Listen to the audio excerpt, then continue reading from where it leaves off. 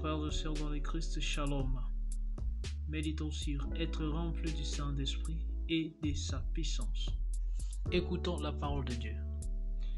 Des langues semblables à des langues de feu leur apparurent, séparées les unes des autres, et se posèrent sur chacun d'eux.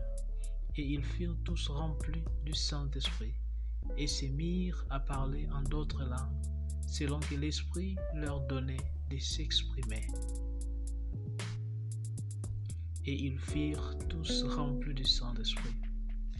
Ils furent remplis non seulement d'Esprit Saint, mais aussi de sa puissance, selon la promesse du Christ.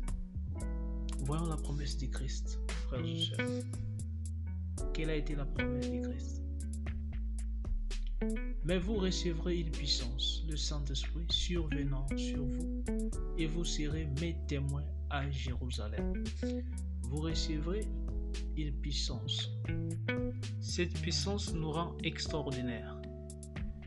Frères et sœurs, quand l'Esprit Saint remplit une personne ordinaire, celle-ci cesse d'être ordinaire.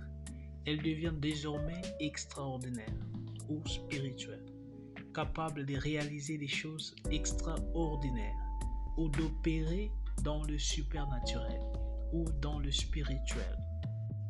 C'est parce qu'elle a reçu la puissance en lui. Rappelons-nous de ce que Samuel avait dit à Saül, et cela s'est réalisé. Il lui avait dit ceci: l'Esprit de l'Éternel te saisira, tu prophétiseras avec eux et tu seras changé à un autre homme. Changé à un autre homme. Il n'était plus ordinaire, il est devenu extraordinaire.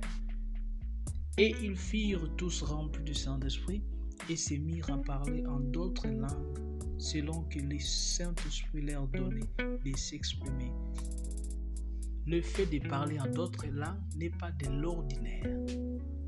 Le parler en d'autres langues, c'est une manifestation du don extraordinaire appelé la zénolalie ou la zénoglossie.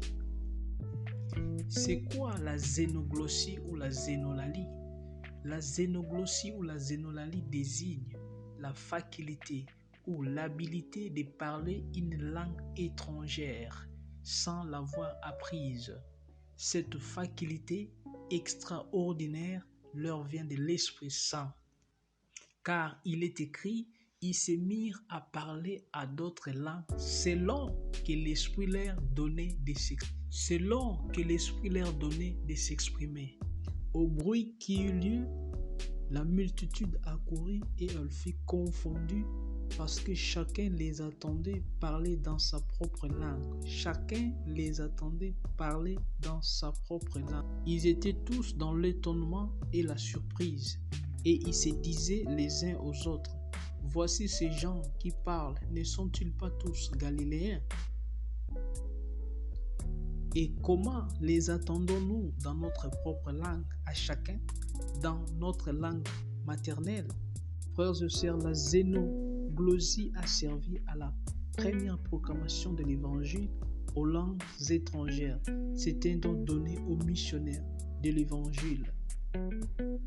Frères et sœurs, as-tu reçu l'Esprit Saint par le baptême? As-tu déjà expérimenté un extraordinaire don de l'Esprit Saint? As-tu un profond désir de proclamer l'Évangile? À présent, prions.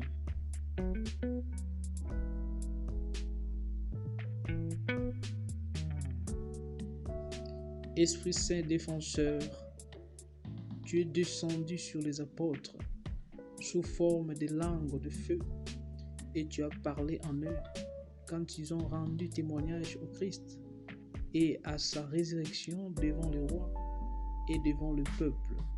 Viens à nous, Esprit Saint. Prie avec la Vierge Marie. Ave Maria. Prie le Notre Père et rends gloire à Dieu. Je prie que le Seigneur te bénisse, qu'il reste avec toi. Sois béni abondamment. Au nom du Père et du Fils et du Saint-Esprit. Amen.